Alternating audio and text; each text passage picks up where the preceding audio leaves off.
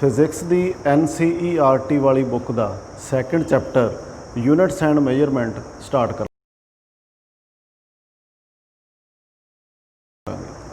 जिमें कि पिछले लैक्चर दे विच आपां ये देखिया सी कि फिजिक्स है कि लॉज किवें काम करते हैं, किहड़ियां फोर्सेस अवेलेबल ने कुदरत दे विच। ते हुण असीं ये देखांगे भी जिवें लॉज बने सीगे तां उत्थे सानूं किहड़ियां चीज़ां की लोड़ पैंदी है।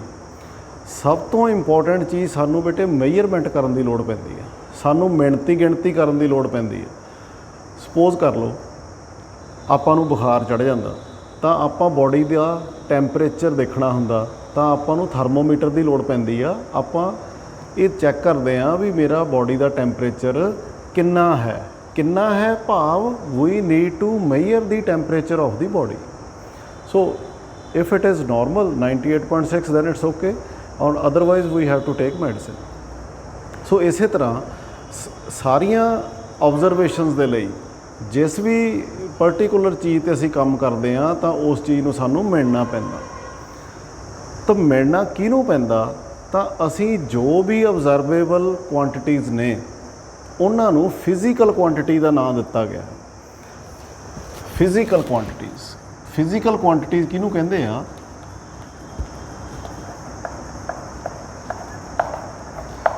जिवें आपां हुणे टैंपरेचर की गल कीती, हीट नूं मेजर कीता टैंपरेचर स्केल दे नाल, तां हीट साडी फिजिकल क्वांटिटी हो गई जिन्हों असी मेजर कर सकते हैं।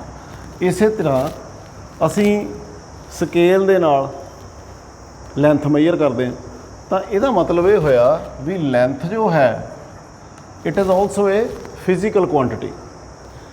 इस तरह कोई कंटेनर है, ये मेरे को बीकर है, ये उत्ते 150 ml लिखा होया तो यदा मतलब यदी कैपेसिटी जां कह लो यदी वॉल्यूम 150 मिलीलीटर है। सो यदा वॉल्यूम असी मिणिया तो यदा वॉल्यूम की चीज़ हुई? Physical quantity. इस तरह एरिया, इस तरह जिन्नियां भी चीज़ां नूं असी मिणदे हैं, टाइम नूं सैकेंड भी देखते हैं, आपां मिनट भी देखते हैं, आवर्स, डेज, ईयर्स, सेंचुरीज़। सो वो सारिया चीज़ां फिजिकल क्वांटिटीज़ हो गए जिन्हों असी मेजर करते हैं। सो इस तरह मास भी मिलते हैं, आपां कहने मेरा मास 70 kg है तो आपां उहनूं मिल सकते हैं तो it is a physical quantity. So जिस भी चीज़ दे बारे असी स्टडी करनी है, जिस दियां असी कैलकुलेशनां करनियां चाहुंदे हैं तो वो सारियां quantities heat, length, volume, time, there are so many of like these. So ये सारियां की हो गई साडे कोले फिजिकल क्वांटिटीज़ हो गई।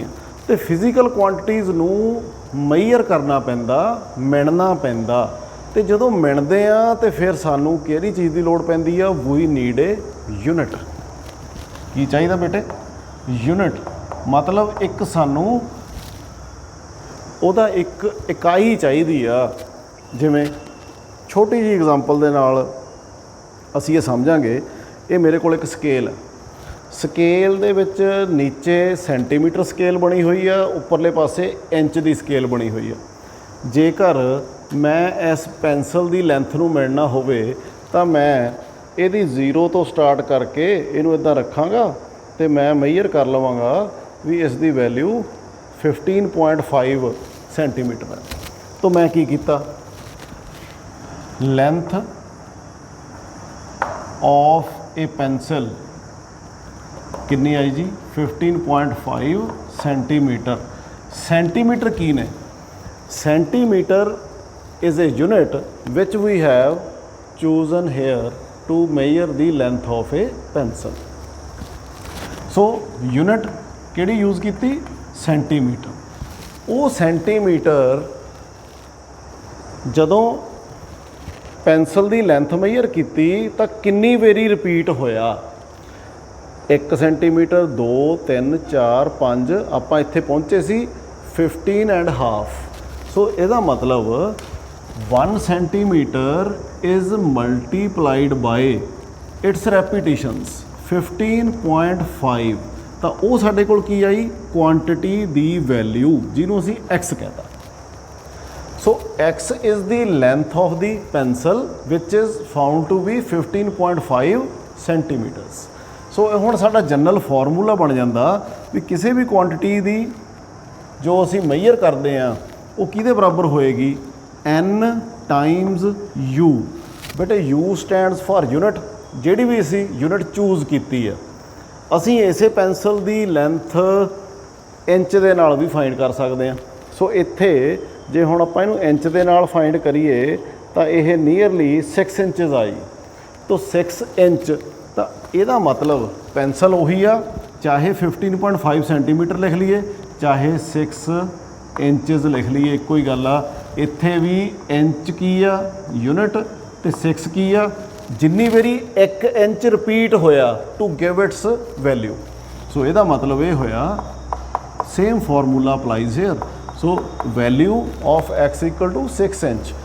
ਪੈਨਸਲ ਉਹੀ ਆ, ਲੈਂਥ ਉਨੀ ਹੋਈ ਆ, ਪਰ ਅਸੀਂ ਦੋ ਡਿਫਰੈਂਟ ਯੂਨਿਟ ਚੂਜ਼ ਕੀਤੇ। ਇੱਥੇ ਅਸੀਂ ਇੰਚ ਯੂਜ਼ ਕੀਤਾ, ਇੱਥੇ ਅਸੀਂ ਸੈਂਟੀਮੀਟਰ ਯੂਜ਼ ਕੀਤਾ, ਪਰ ਉਸੇ ਲੈਂਥ ਦੀ ਗੱਲ ਕੀਤੀ ਗਈ ਆ, ਇੱਕੋ ਹੀ ਚੀਜ਼ ਦੀ। ਇਹਦਾ ਮਤਲਬ ਅਸੀਂ ਕਿਹੜੀ ਵੀ ਯੂਨਿਟ ਚੂਜ਼ ਕਰ ਸਕਦੇ ਹਾਂ। ਜੇਕਰ ਮੈਂ ਕਿਸੇ ਛੋਟੀ ਜਿਹੀ ਚੀਜ਼ ਦਾ ਲੈਂਥ ਫਾਈਂਡ ਕਰਨੀ ਹੋਵੇ, ਇਸ ਤੋਂ ਵੀ ਛੋਟੀ ਚੀਜ਼ ਦੀ ਲੈਂਥ ਫਾਈਂਡ ਕਰਨੀ ਹੋਵੇ, ਸਪੋਜ਼ ਕਰੋ ਮੇਰੇ ਕੋਲ ਇੱਥੇ ਇੱਕ ਇਹ ਕੀ ਹੈ ਤੇ ਕੀ ਦੀ ਲੈਂਥ ਮੈਂ ਫਾਈਂਡ ਕਰਾਂ ਤੇ ਬੇਟੇ ਕੀ ਮੈਂ ਇਹਨੂੰ ਹੁਣ ਸੈਂਟੀਮੀਟਰ ਦੇ ਵਿੱਚ ਕਰੂੰਗਾ ਮੇਜਰ ਜਾਂ ਇੰਚ ਦੇ ਵਿੱਚ ਮੇਜਰ ਕਰੂੰਗਾ, ਕਿਉਂਕਿ ਇਹਦੀ ਲੈਂਥ ਆ ਜਿਹੜੀ ਉਹ ਇੰਚਸ ਤੋਂ ਤੱਕ ਬਹੁਤ ਛੋਟੀ ਆ, ਸੈਂਟੀਮੀਟਰਸ ਤੋਂ ਉਸ ਤੋਂ ਵੀ ਛੋਟੀ ਆ। ਤੇ ਫਿਰ ਮੈਂ ਕੀ ਕਰੂੰਗਾ, ਮੈਂ ਇਸੇ ਸਕੇਲ ਦੇ ਵਿੱਚੋਂ ਮਿਲੀਮੀਟਰਸ ਵੀ ਹੈਗੇ ਤਾਂ ਮੈਂ ਇਹਦੀ ਲੈਂਥ ਮਿਲੀਮੀਟਰ ਦੇ ਵਿੱਚ ਫਾਈਂਡ ਕਰੂੰਗਾ। ਸੋ ਯੂਨਿਟ ਮੈਂ ਇੱਥੇ ਚੂਜ਼ ਕਰ ਲਈ, ਫਿਰ ਮੈਂ ਦੇਖੂੰਗਾ ਮਿਲੀਮੀਟਰ ਕਿੰਨੇ ਆ, ਉਹਨੂੰ ਰਿਪੀਟ ਕਿੰਨੀ ਵਾਰੀ ਕੀਤਾ ਗਿਆ 1 ਮਿਲੀਮੀਟਰ ਨੂੰ। ਸੋ ਉਹ ਇਹਦੀ ਲੈਂਥ ਹੋ ਜਾਏਗੀ x = n। So first of all ਅਸੀਂ ਕੀ ਕੀਤਾ, ਜਿੱਦਾਂ ਦੀ ਸਾਡੀ ਕੁਆਂਟਿਟੀ ਆ, whatever the size of our measurable quantity is, ਜੇਕਰ ਅਸੀਂ ਜਗਰਾਓਂ ਤੋਂ ਲੁਧਿਆਣੇ ਤੱਕ ਦਾ ਡਿਸਟੈਂਸ ਫਾਈਂਡ ਕਰਨਾ ਹੋਵੇ, ਉਹ ਅਸੀਂ ਹੁਣ ਮਿਲੀਮੀਟਰ 'ਚ ਨਹੀਂ ਫਾਈਂਡ ਕਰਾਂਗੇ, ਅਸੀਂ ਉਹਨੂੰ ਸੈਂਟੀਮੀਟਰ 'ਚ ਨਹੀਂ ਫਾਈਂਡ ਕਰਾਂਗੇ, ਨਾ ਇੰਚਸ 'ਚ ਫਾਈਂਡ ਕਰਾਂਗੇ, we will choose for kilometres. So ਇਸ ਲਈ ਸਭ ਤੋਂ ਪਹਿਲਾਂ ਅਸੀਂ ਕੀ ਕਰਦੇ ਹਾਂ ਕਿਸੇ ਚੀਜ਼ ਨੂੰ ਮੇਜਰ ਕਰਨ ਦੇ ਲਈ, proper selection of the unit, ਵੀ ਕਿਹੜੀ ਯੂਨਿਟ ਅਸੀਂ ਚੂਜ਼ ਕਰਨੀ ਹੈ। ਸੋ ਜਿਵੇਂ ਆਪਾਂ ਹੁਣ ਅਰਥ ਤੋਂ ਲੈ ਕੇ ਸਨ ਤੱਕ ਦਾ ਡਿਸਟੈਂਸ ਜੇ ਗੱਲ ਕਰਨੀ ਹੋਵੇ ਤਾਂ ਫਿਰ ਆਪਾਂ ਇੰਚ ਦੀ ਥੋੜ੍ਹੀ ਗੱਲ ਕਰਾਂਗੇ, ਆਪਾਂ ਉੱਥੇ ਕਿਲੋਮੀਟਰਸ ਦੀ ਗੱਲ ਕਰਾਂਗੇ। ਆਪਾਂ ਕਹਿੰਦੇ ਆ ਇਟ ਇਜ਼ 15 ਕਰੋੜ ਕਿਲੋਮੀਟਰ।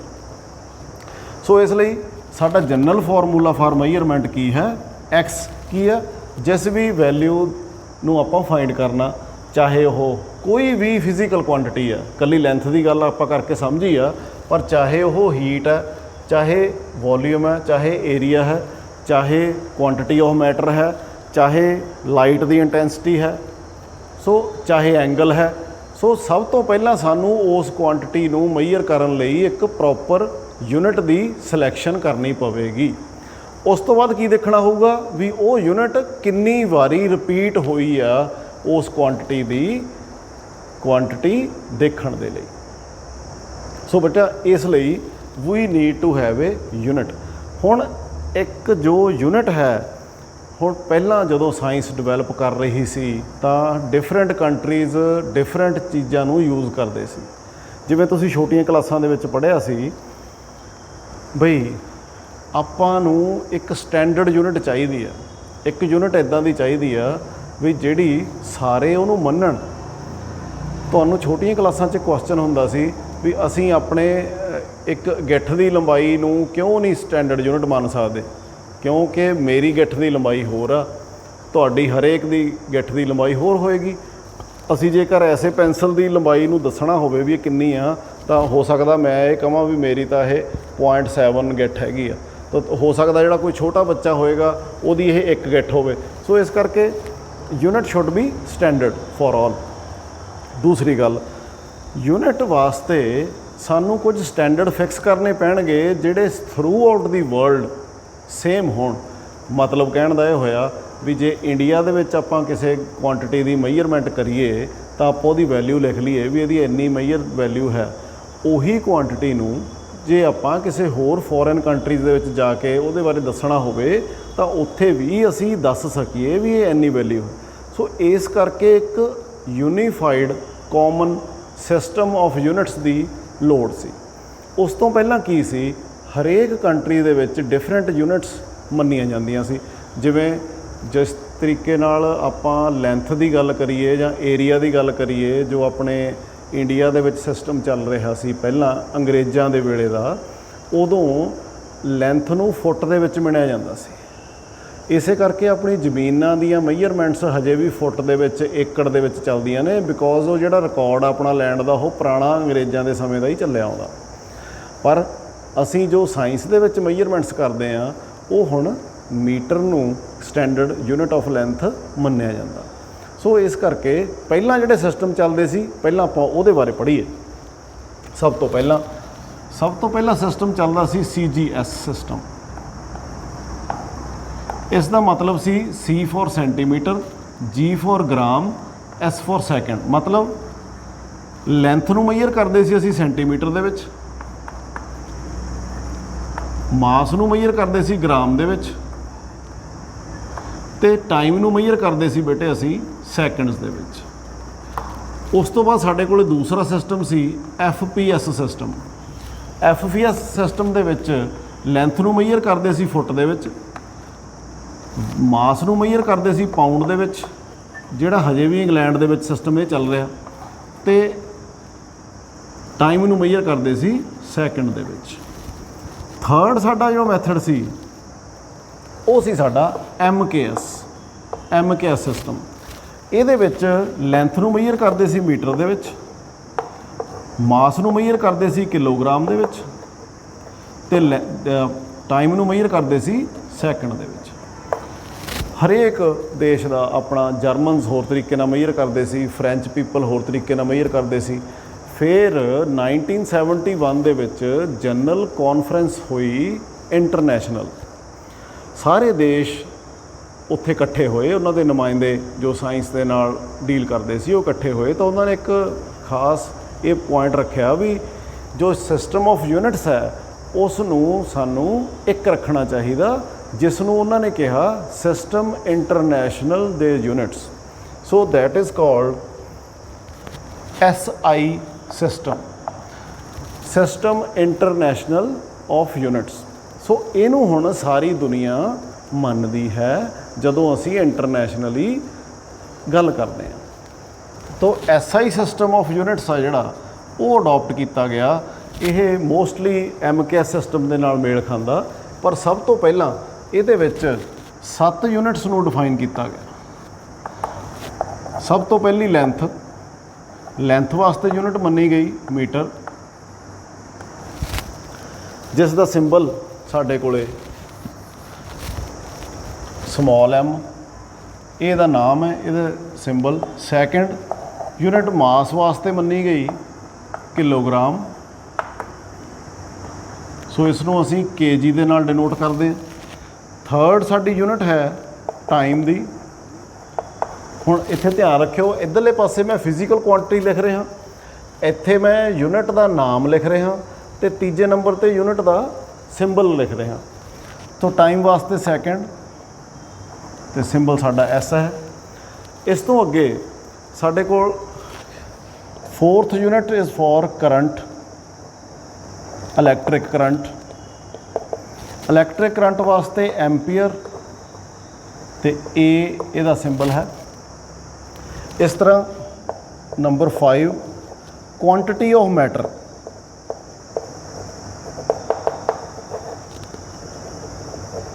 ਜਿਹਨੂੰ ਪੰਜਾਬੀ 'ਚ ਤੁਸੀਂ ਕਹਿੰਦੇ ਸੀ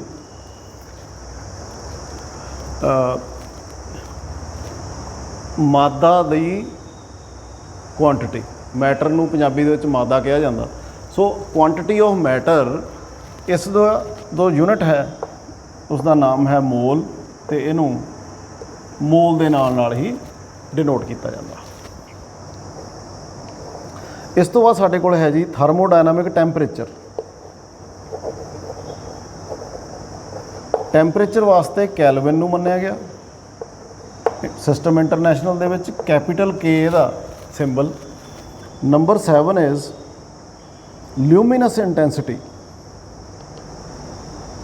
ਲੂਮੀਨਸ ਇੰਟੈਂਸਿਟੀ, ਲੂਮੀਨਸ ਇੰਟੈਂਸਿਟੀ ਬੱਚਿਓ ਲਾਈਟ ਦੀ ਕੁਆਂਟੀਟੀ ਹੈ, ਕਿੰਨੇ ਲਿਊਮਨਸ ਕੋਈ ਲਾਈਟ ਦੀ ਬੋਡੀ ਛੱਡਦੀ ਆ ਪਰ ਸੈਕਿੰਡ, ਉਸ ਨੂੰ ਅਸੀਂ ਕਹਿੰਦੇ ਆ ਕੈਂਡੇਲਾ। ਤੋ CDS ਦਾ ਸਿੰਬਲ ਹੈ। ਤੁਹਾਡੀ ਬੁੱਕ ਦੇ ਪੇਜ ਨੰਬਰ ਮੇਰੇ ਕੋਲ 17 ਹੈ NCERT ਦਾ, ਉੱਥੇ ਇਹ ਯੂਨਿਟਸ ਲਿਖੀਆਂ ਹੋਈਆਂ ਨੇ। ਇਹਨਾਂ 7 ਯੂਨਿਟਸ ਤੋਂ ਬਾਅਦ 2 ਯੂਨਿਟਸ ਸਾਨੂੰ ਸਪਲੀਮੈਂਟਰੀ ਹੋਰ ਇਹਦੇ ਵਿੱਚ ਬਾਅਦ ਦੇ ਵਿੱਚ ਐਡ ਕੀਤੀਆਂ ਗਈਆਂ, ਜਿਹੜੀਆਂ ਕਿ ਵੀ ਬਹੁਤ ਇੰਪੋਰਟੈਂਟ ਨੇ। These were plane angle and solid angle। ਇਹਦੇ ਬਾਰੇ ਵੀ ਆਪਾਂ ਡਿਟੇਲ 'ਚ ਪੜਾਂਗੇ। ਪਲੇਨ ਐਂਗਲ ਬੇਟੇ ਉਹੀ ਆ ਜੋ ਤੁਸੀਂ ਮੈਥ ਦੇ ਵਿੱਚ ਐਂਗਲ ਪੜ੍ਹਦੇ ਹੋ ਵੀ ਇੱਕ ਲਾਈਨ ਨੀਚੇ ਆ ਤੇ ਇੱਕ ਲਾਈਨ ਉੱਪਰ ਆ, ਤੇ ਇਹਨਾਂ ਦੋਨਾਂ ਦੇ ਵਿੱਚ ਜਿਹੜਾ ਐਂਗਲ ਹੈ ਇਹਨੂੰ ਅਸੀਂ ਕਹਿੰਦੇ ਆ ਪਲੇਨ ਐਂਗਲ, ਤੇ ਇਹਨੂੰ ਆਪਾਂ ਥੀਟਾ ਦੇ ਨਾਲ ਡਿਨੋਟ ਕਰਦੇ ਆ। ਸੋ ਪਲੇਨ ਐਂਗਲ ਨੂੰ ਇਹਦੀ ਜਿਹੜੀ ਯੂਨਿਟ ਹੈ ਉਹਨੂੰ ਅਸੀਂ ਰੇਡੀਅਨ, ਤੇ ਇਹਦਾ ਸਿੰਬਲ ਜੋ ਹੈ RD, ਇਹਨੂੰ ਅਸੀਂ RAD ਵੀ ਕਹਿ ਦਿੰਦੇ ਹਾਂ। ਤੇ ਸੋਲਿਡ ਐਂਗਲ ਦਾ ਯੂਨਿਟ ਦਾ ਨਾਮ ਹੈ ਸਟੀਰੇਡੀਅਨ, ਇਹਨੂੰ ਅਸੀਂ SD ਕਹਿ ਦਿੰਦੇ ਹਾਂ।